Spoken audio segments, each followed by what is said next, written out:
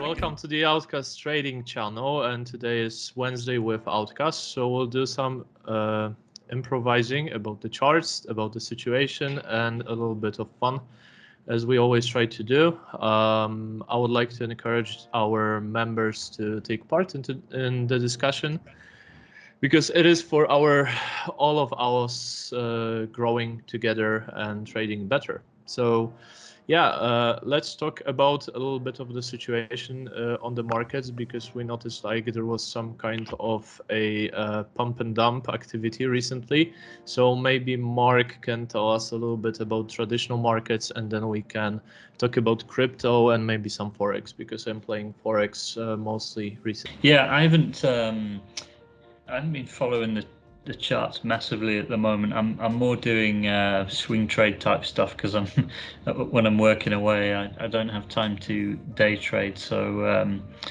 I think in the last video I posted for traditional markets on Sunday, the main setup I was looking at was this one on S&P, which is playing out okay so far. So I'll run through that, and then we can talk about news and whatever else is going on. But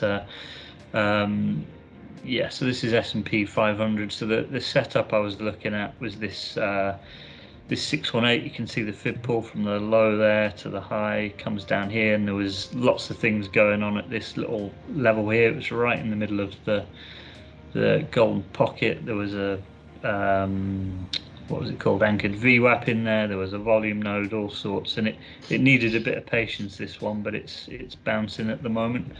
I'm a bit hesitant about how long I hold on to this, but it is supposed to be a swing, but there's obviously going to be some bigger news events happening tomorrow, so probably all sorts of wild stuff going on. But yeah, I was looking for this one to play higher, and I think the just zooming out to the weekly, as I said in the video, Jack, I'm looking at this as to, okay, it's a downtrend. We have made a higher high. It's really now just to see whether this is going to be a higher low, or if it's going to fail from here. So I like this POC there.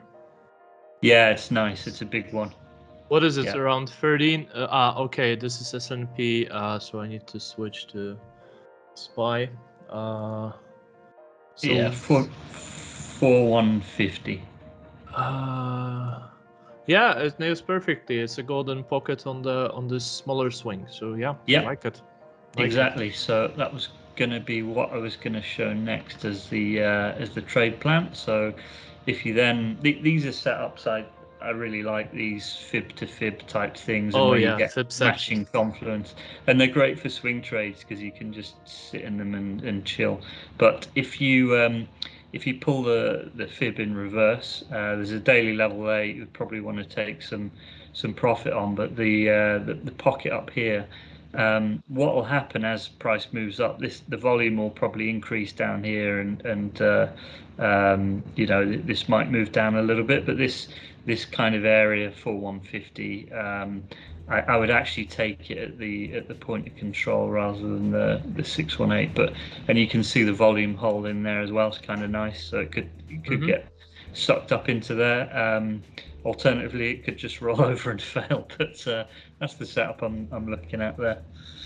Yeah, I'm thinking on some upswing, especially like the first half of the September, which we have. It's like normally like those 2-3 months, like September, October, November, they are like golden months in trading and in business. So I would expect a little bit of bullishness. Hard for me to say it, but yeah. I'm kind of bullish on the charts. I mean, I was like today I was short on GBP USD, just playing a scalp, but mostly I'm long oriented recently. Besides crypto can die. Does that hurt you? Does that feel bad? Nah, not at all. Money pays for it. Any way to make money is a good one. Yeah, so like trades are mostly like kind of a little bit of reactionary bounce, at least. Yeah, I think so. Thinking. Yeah, I'm in the same place. It's kind of you can't necessarily bullish, but it's kind of, is this going to be high or low territory, and at least just try and get a bounce play out of this, and then see what happens if it rejects from here and falls through the floor. And our friend J Pow says some bad stuff tomorrow. Yeah, J Pow. Dixie moons it, then it's not going to play out. But should we talk about news then? Yeah, you can. I'm not following the news recently, so you can tell a little. I was like, if you know what's happening in Japan, okay, maybe maybe not. No, what's happening? I don't know. I'm trying to figure it out because USDJPY is fucking mooning as hell. It's like, oh right, never leaving all the bulls behind recently.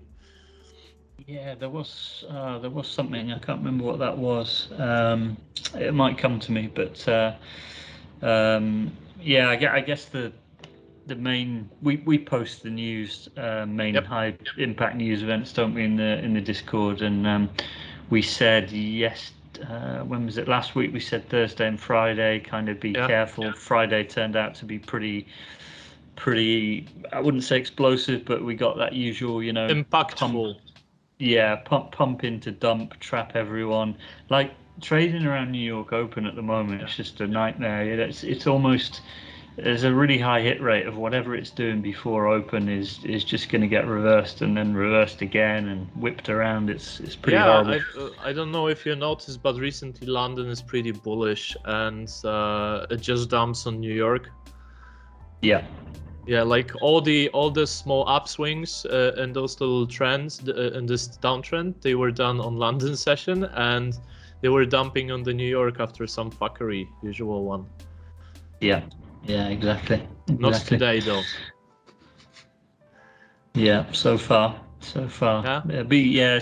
So tomorrow, can you remember what time that Fed speech is? I think it's earlier on than New York. It's exactly 20 minutes before New York Open tomorrow, so it's like a double fuckery coming to us. It's like the most evil thing the Fed could do is just have a J-Powell speech 20 minutes before the New York Open. It will be a mayhem. I'm staying away of any trades.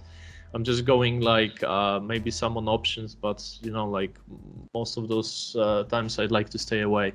It saved me pretty good money in my career. Like if you don't know how to trade the news, don't trade them. I see a lot of people are interested in being funded traders, and they're going to prop shops, and that's okay. But all of those prop shops have one rule in common: it's not trading around the news.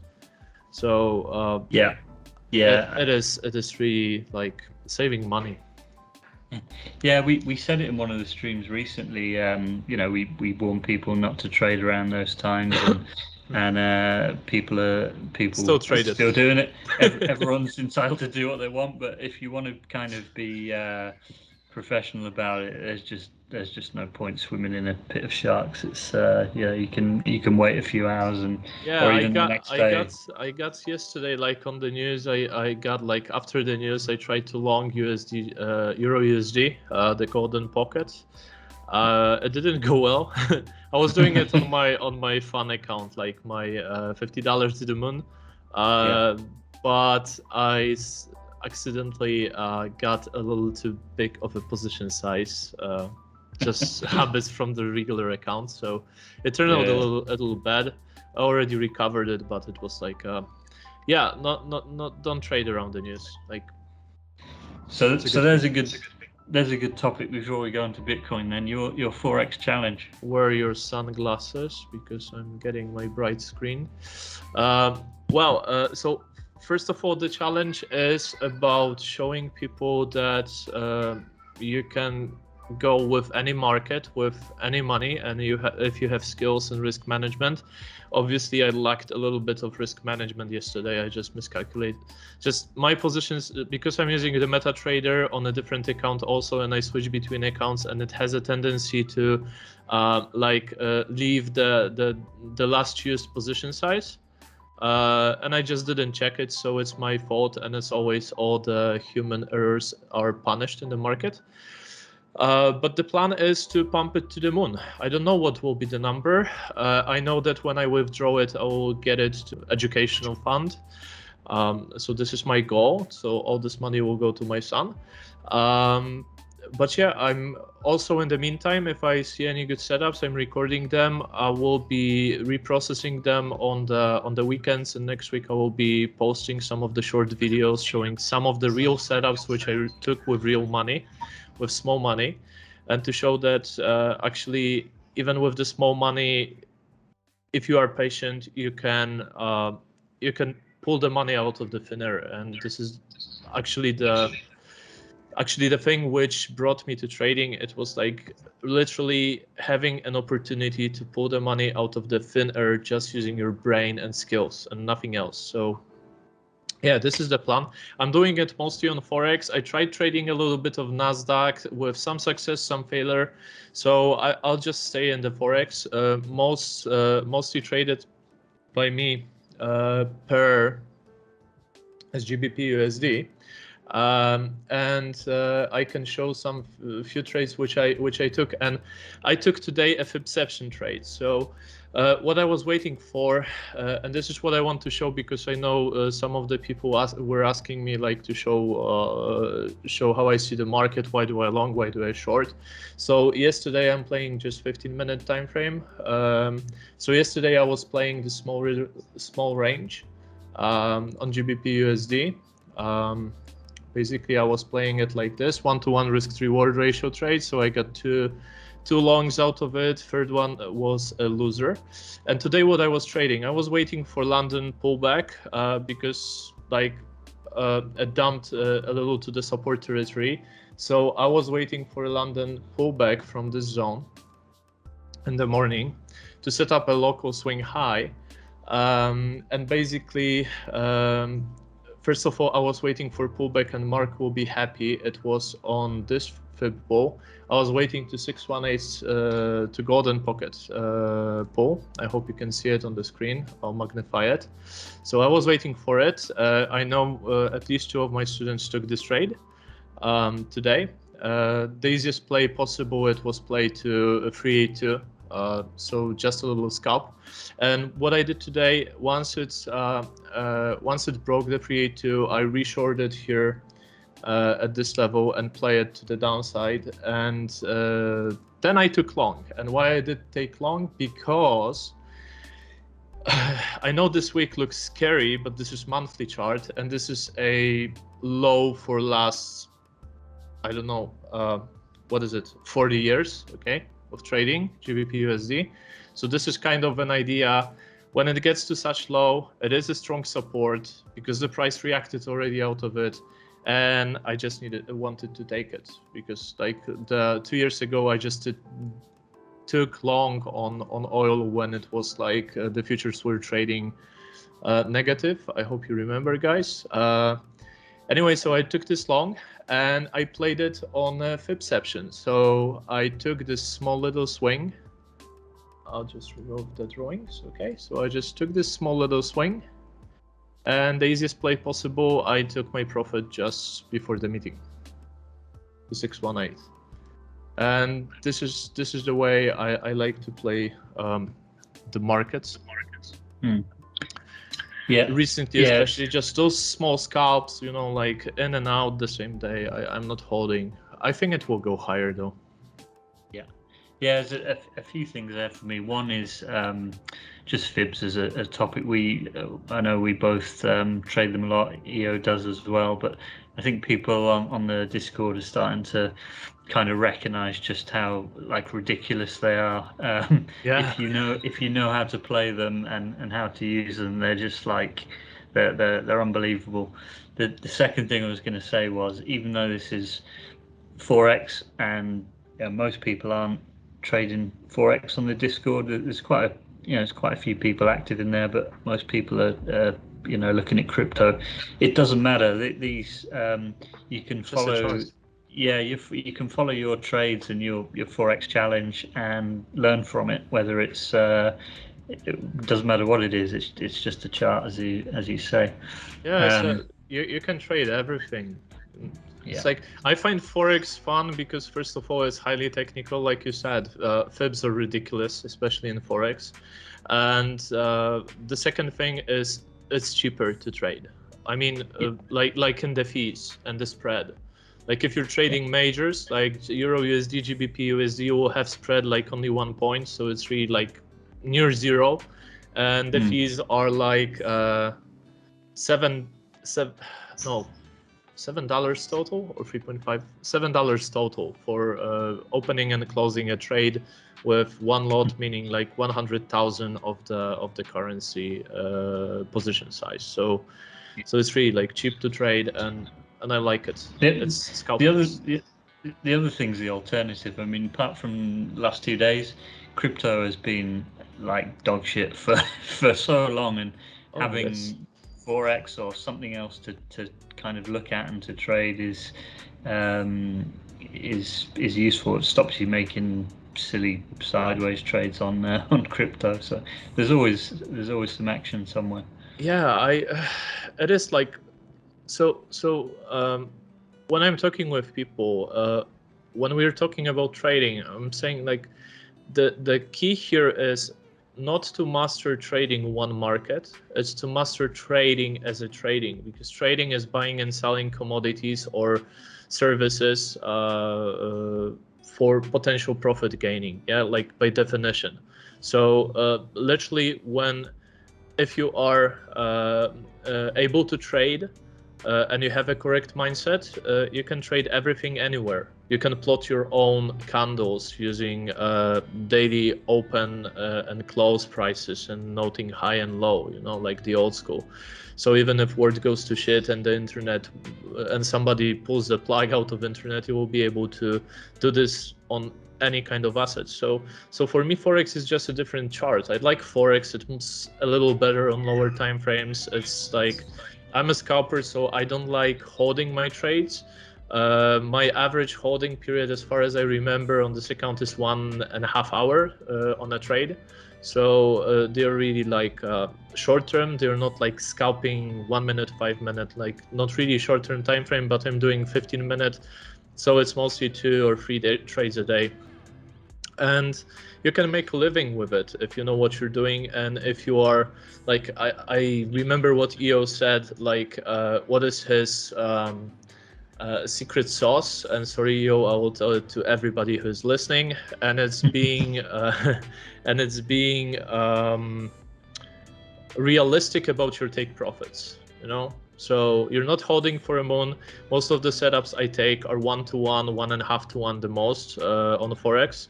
And you can make money with it. And it's like, when you have this, you realize that you have this power of being able to make money on whatever chart you look at, then it's something which gives you wings. And honestly, this is why I love trading. Is like, you can turn on any chart, and we can go with fibs on Ethereum. So we're both looking for the same region probably on Ethereum if it goes there.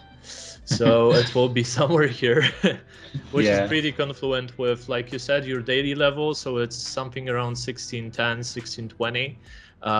So on Ethereum, I would love to short this region. Recently, I'm really like a fib enthusiast, because it makes my life so easy, you know. So this is the short for the short idea, like I showed on GBP USD, and this is how I play most of my fib trades, because I always want, like, before I enter a trade, I want to have a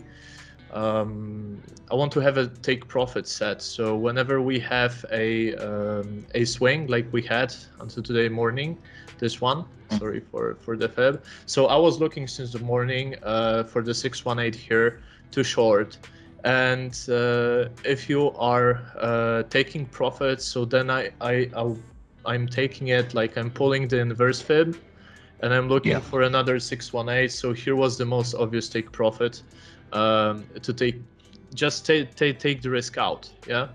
And when it retested 382, it's the same story. So the same like with a trade today, looking for a local swing low.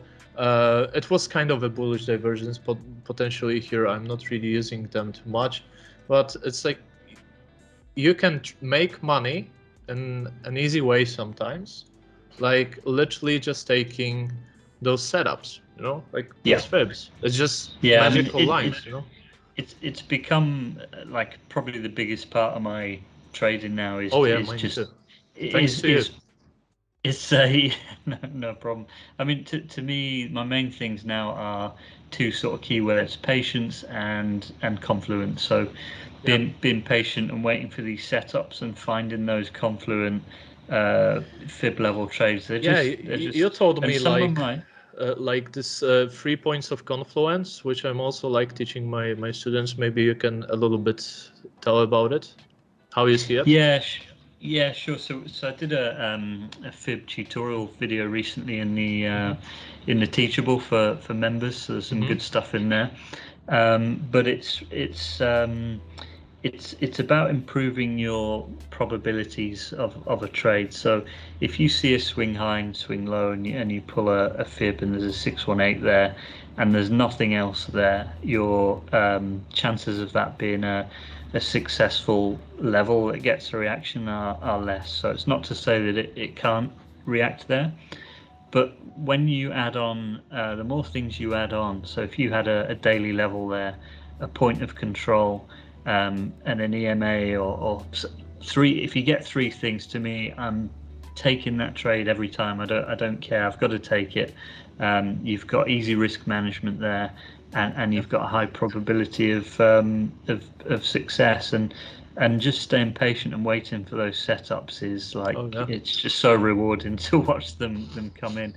And definitely. actually, some of my just going back to forex, some of my, I think I've only taken like 3 or 4 forex trades this year, last few weeks, and they're some of my best trades. The fib setups on there, as you Yeah, they're pointed out to me crazy, and reminded me, crazy. are just they're just great. And you can trade it 24/5, and if crypto's boring, it's a good alternative. So yeah.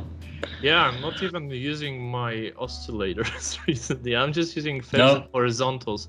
I Yeah. just leave the Bollinger Bands because you know how I like them, and Yeah. I left the 200 EMA and SMA because it's like a trend buster, bias buster.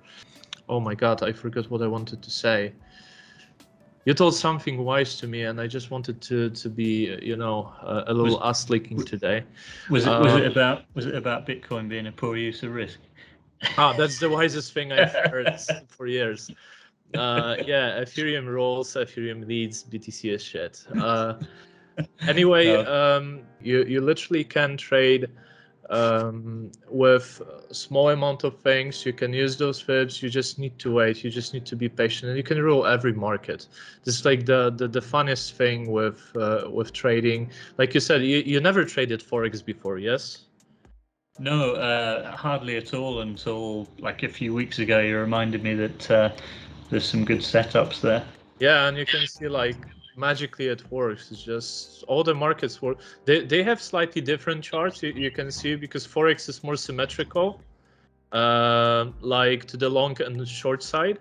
So yeah, and I came back to what I wanted to say. You told me like a pro trader should be unbiased all the time. So we have some kind of a bias coming from our analysis, but when it comes to trading, to making money, you want to be unbiased. You don't want to carry on any bias with you. So this is what you meant, yeah? Yeah. I mean, something I still struggle with at times. But Everybody. Like, yeah. me too. Yeah. I'm a permanent bear, so it's like longing something feels like it's outrageous. But I have like but I have students who actually don't like longing. They like shorting only. It's just something in certain people's psychology. You're more bullish than I am, like in general. So as I see you posting your trades, you're mostly posting longs, not shorts. I like shorts, and some of my students they like only shorting, so I told them, okay, so you want to short dollars, so if you want to short Euro USD, go long on USD JPY or USD CHF, because they're more or less inverse correlated all the time. So the forex is like a land for everybody, in my opinion. And if you are not greedy and if you are unbiased, I took trades to the both sides, and it's like money making. It's like you leave I had a tendency, especially a long time ago when I was doing the group mentoring, like I was getting people out of the crypto. Okay, like I was even known for it, and I had people coming to me after a year or two and saying this was the biggest thing they've done. They just moved out of the crypto market. To Forex, to discover Forex, to discover traditional markets. Many of them were going to the to scalping the S&P mini futures.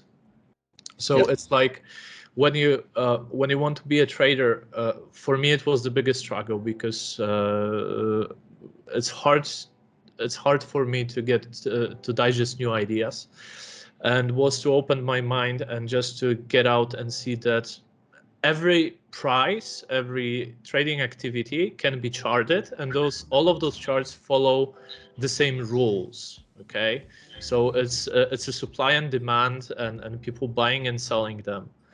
And you like recently, you Mark were trading like wood, or what was it, wood? Oh, I've been trading some Something weird stuff. Yeah, just, wheat or timber or some random. So you can trade everything, guys. Yeah, and I think it's a good point. I mean, I'm not into fundamentals at all. I'm pretty ignorant and naive when it comes to, global economics and all the rest of it. And actually, in some respects, I don't give a shit because a chart is a chart, and that's the way I prefer to look at it. I'll be aware of news events of when not to trade, but to me, they're just lines on a page. Yeah, charts is a chart. I like it. It's like fuck the news, fact where the economy is going. So the key about being a trader and what differs trader from investor. Investor is basically bullish. Yeah, like investors are bulls. I mean, if you are investing, you are bullish on something. And trading is just using the price as a working environment to make money, while investing is just buying something and hoping that it will be worth more in the future. Well, when you are a trader, you're just using a certain if you are a technical analysis trader, then you're using certain patterns. If you are a fundamental trader, then you're just using the price, using the news, using the information you have to judge the possible direction and ways to make money. But at the end of the day, we are just opportunity seekers. Yeah, that's what I think. I'm just noticing, Jack. You've got quite a few people on the call. Do we want to take some questions? You have an opportunity to ask us any question right now, and we'll try to answer. If it's an uneasy question, we won't answer, and you get banned. Yeah, we don't do no dating advice. We're not doing any financial. That's what I was gonna ask. Yeah. I'm not single, Ali. Sorry.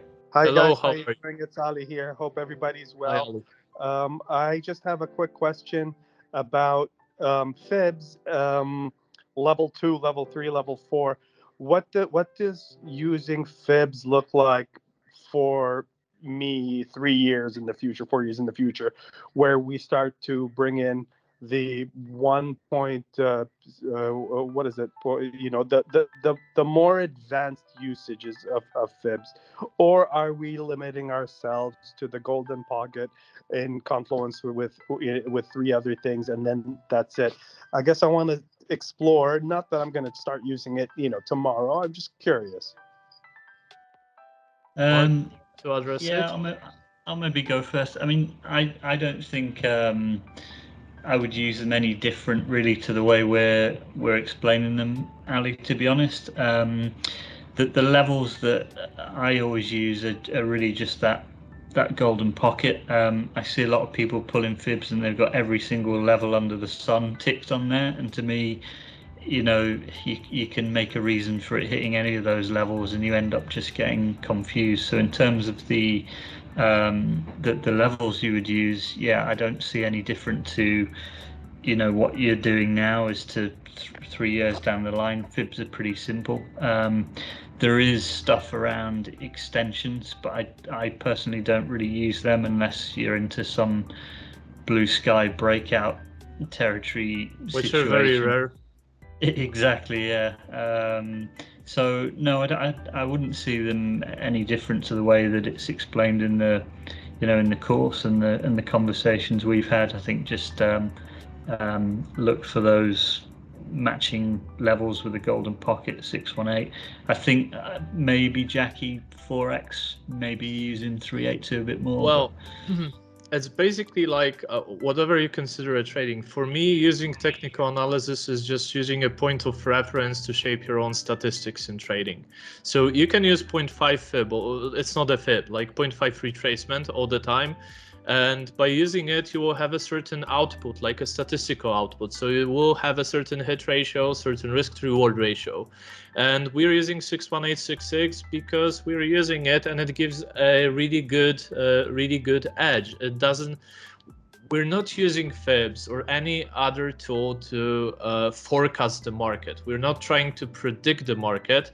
What we are doing, we're looking, okay, here is 61866, and if the price comes here, and it's confluent with any other level, I'm willing to short, or I'm willing, in my case today, I'm willing to close my long here, okay? So I'm using it as a target or as a potential entry, but it's not like the market will most likely reverse here or will most likely do something. You know, we're just using certain tools to shape our edge. So if you're using 21 EMA, to enter your trades and whatever you use to exit them, you can use this strategy, but you can use also 69 EMA, you can use 245 EMA, and all of them will work from time to time. So the question is which tools you will use to give you a decent amount of probability when you're entering in trade and decent amount of trades, because you can use like a 1000 EMA in your trading, but you won't get too many trades out of it. So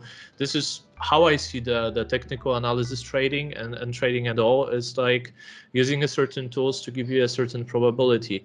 For me, less is better. So I literally had to throw out through the window most of the things I learned about TA, all this Investopedia garbage shit, and most of the programs, because most of the indicators I don't need personally. So what I'm trading recently, and this is what I also want to prove with the $50 to the moon account, is that you can use just fibs, horizontal lines, and well, maybe 200 EMA and SMA, and to make you money. So it's just selecting the proper tools. And 61866, as Mark said, it's really easy because it's well defined and you can't get confused with it. If you're using too much fibs, so then tell me, you can go into analyzing the market and analyzing all the fibs when they are touched. But what I'm interested in taking trades, let's say, only with 61866, and that's all. And I don't care about the rest of the fibs because I don't use them. Okay, so you can go deeper into understanding the market, and overall, you will get only noise in your head if you try to overdo things. It's just making it as simple as possible, in my opinion. The reason the 61866 works is that, you know, a lot of traders are looking at it, and a lot of bots are programmed by traders, so bots are looking at it, so it becomes like a self-fulfilling prophecy that if a lot of people are looking at it. But as a lot of you that are new to this will, you know, when you're looking at a chart and you'll see price, you think it's randomly bounced and reversed somewhere, it's actually, we're looking at, you know, there's a 618 there, and we're noticing that. So yeah, it's kind of a commonly agreed, and it's just a statistical tool, you know, like we use it, and sometimes it won't work, you know.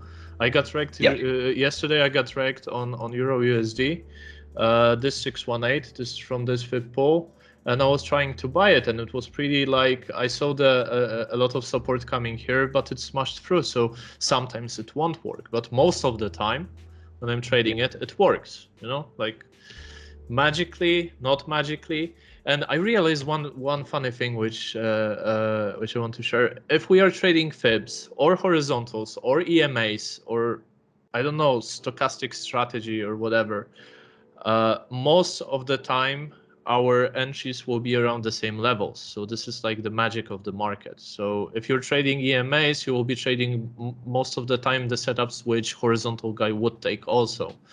because they are aligning in the certain areas. So it's just a statistical tool. It's not a prediction tool. It's not like it should, okay?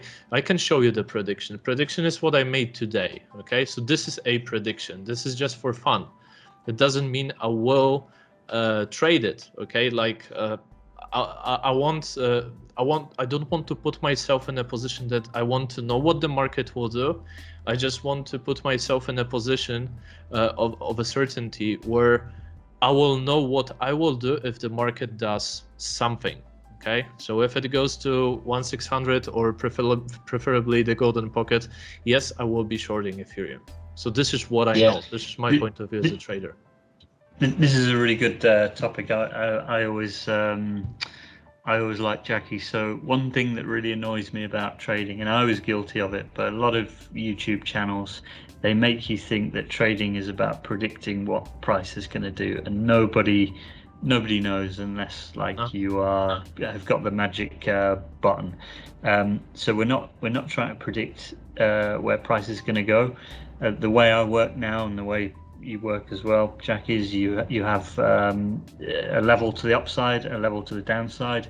If it hits the upside one, you have a plan for that. If it hits the downside one, you also have a plan for that. It's more about reacting and what the probability that the price is going to do at that level, not predicting, because there are certain YouTubers, naming no names, that are have you thinking that you can predict price and you can't. You can do fractals. I mean, nobody in the world knows the future, like 100%. So it's no point in even trying to predict something which is unpredictable. It's better to put yourself because trading, as human beings, we are not made for trading. So we are trying to think that what has happened to us and what's happening to us right now will happen also in the future. So we're trying to get the present and get it to the into the future, and this is how we can predict the future. So it's nothing we can do about it. So when we are trading, we want to predict. Many people want to predict when they are starting. I try to predict, and the problem is not when your predictions are correct, but when your predictions are not correct. And then you feel cheated because the market cheated on you. Like, it was to move one way, but it moved the other way, and you feel cheated. You feel angry. You can feel like blaming the market for doing something, like you're putting yourself in a really painful situation. When trading stops being a way of making money or fun, it becomes just a nightmare. When market does totally opposite what you wanted it to do, what you thought it will do. So instead of being uncertain about the future, I like to put myself into a bit of certainty, and I want to be certain about what I will do in the future. That's if the market does X. So you can see guys like me, EO, Mark, we always have at least 3 scenarios for the price action.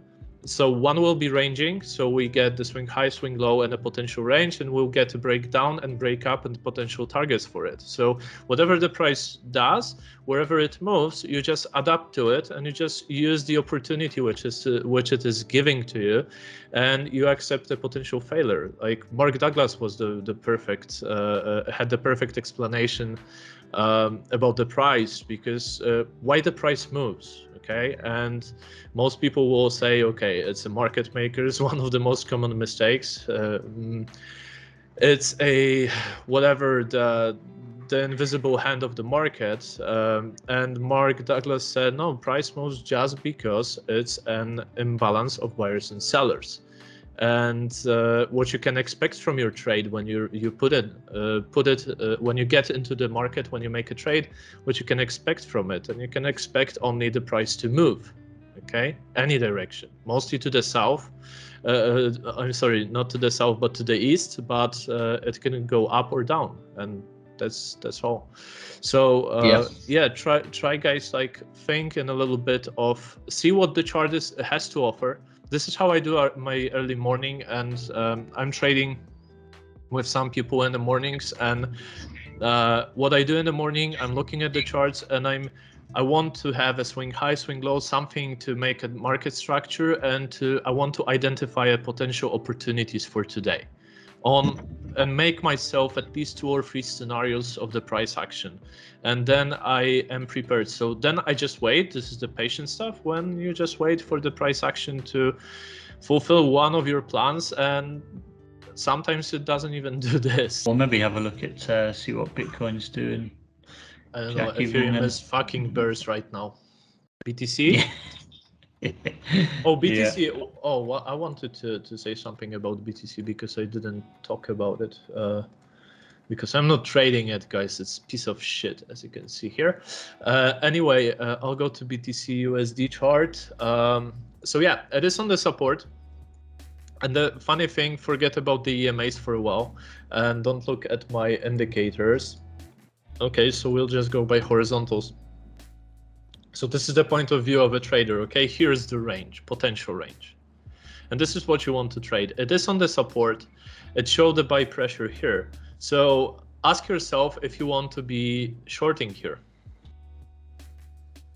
Okay, it is on the support. Why would you short here when it's low? Okay, you had an opportunity here, well, it's just going down. So this is the way I look at the chart, and this is my roadmap for BTC for a while. So I was clear, like, well, when was it? Like, I was bearish on it, well, since it reached 64, but like in November, I said, okay, it's a bearish divergence on the monthly, on the RSI. And I was looking for this lower high, so I was looking for the lower high to short it. And what I did, basically what I'm looking right now on the chart is I'm looking at horizontals. So BTC is right now in a potential range, and you can see, like, if we go to the daily, it's showing signs of revival here, a little bit of upside. And listen, like, there is it's not a rule, but basically if you go through the charts, most of the time the price will be ranging in some kind of a range. And you can see that the times the price spent trending, they are very short compared to the time it spends in the range. So after such a huge dump on BTC, what was it on BTC? 74% down, guys, and you want to short it here? I mean, it's like, I know it can go another 74% down from here, and it will be okay. It can always do. Look at Luna. Our bags are still waiting for us getting rich. But overall, the easiest way to look at the chart. So for me, when I found myself like nailing it, like I literally was placing my trades with a comfort. I felt okay with them, with taking a risk. It's like when you look like this, I bought today some BTC, not because I believe in it, but I believe that it will be in this range. And this is like I don't know, 28% up range. So a lot of potential money making. So if it breaks this range, closes and follow through below it, I will be looking for potential shorts down to 12, or EO says like 1300. This map is made on the monthly, so, and chart disappeared. So this is made on the monthly. This is how I look at it, but around 13 to 12,000. This is what I'm looking at on BTC if it breaks the current range. But I think it will spend a little bit of time in this region, especially looking how it behaves right now. It shows some signs of reaction, so you don't want to be shorting it here. I will think it will be in this range. If it breaks this range to the upside, then we have another level coming here. Then we have another potential range, and you can make your life easy just going through those zones. I think, Mark, you're trading the same, yeah? Like, go zone by zone, just fuck the shit. If it goes to zero, then we want to profit. I just want somebody to buy it back from me when I will be shorting. That's all I need. Yeah. I need liquidity. Yeah. But anyway, it's just a simple. On BTC, it's very clear range. Ethereum is more bullish, but because of the news. Mark, you're more familiar with this. I don't understand the news on Ethereum. Neither do I, to be honest. I did a video the other day just on the macro stuff, and I was like, yeah, okay, I don't actually know what this merge does. I think it makes it a bit cheaper and a few other things. And I don't know. A lot of hype around it, but it's too expensive to transact. Yeah, I think this will sort a lot of those issues at the cost of miners' profits. But I am wary at the moment of, I think it's like a week before the event, and all prices really done is held up a lot better than Bitcoin. Like if you look at East BTC chart, the chart's pretty vertical, but it's just because it's gone down less than Bitcoin. So if it carries on in this kind of sideways range, and then the rug pull comes, it'll be pretty bearish. I think people are still expecting some sort of pump, and it might not happen. Yeah, or it might happen, but even from current levels, if it goes back to 2000, I won't be surprised, honestly. But from macro perspective, it's still in a downtrend. So for all those bullas in here or anywhere in the internet, I just want to point out that on Ethereum, when we were in a bear market, which I think it was just reaccumulation, but we were in a bear market, you had 300% pumps, two of them almost, before it really lifted off, okay? And it was still coming back, so 300% up, then we had like 65 more percent down, okay? So it's a little bit of time. I don't think the price will just moon right out of here. It can, obviously, we've seen stranger things in our lives, but to move it up, I don't know. I don't know about this event too much. I'm not really into fundamentals. I think, as we said earlier, it's a news event to be aware of and not to be kind of trading around. Yeah, I will be placing only like a straddle on options on it on the event time, because it will go most likely somewhere. I just remember when there was like what was it? Your favorite exchange ICO. IPO, Coinbase. So I remember like how the price was moving, and it was exactly somewhere here. Yeah, so it was on BTC, so it was pretty nasty trap here for bulls. And you know, like all those people who say buy the news, buy the rumors, sell the news, or something like this. Most likely all the bullishness in it is already like priced in. It may go a little bit higher. So the time where you wanted to buy it was around 1200-ish, 10 to 1000 to 1200. Right now it's like, just wait, okay? Because on Ethereum, for me, it's a pretty easy way to reach this right now. So it was like a quarterly level. It came back recently. I'm looking at this 2000 level to be broken to get a little more bullish, because if it breaks above 250, it will most likely get a little bit around 2500 in my opinion. So then it's time to be a little more bullish. Right now is hold your horses, gentlemen, and just wait for it to unfold. In the meantime, you can scalp it. Yeah, I agree. The video I did the other day was a bit more around investing, and this is like a no trade zone. If you're an ETH hodler or investor, it's either got to move up and claim that level you mentioned, or wait for it to break down further. And the drawdown you could see from here, if you just buy and hope that it goes up, it's not a very good area.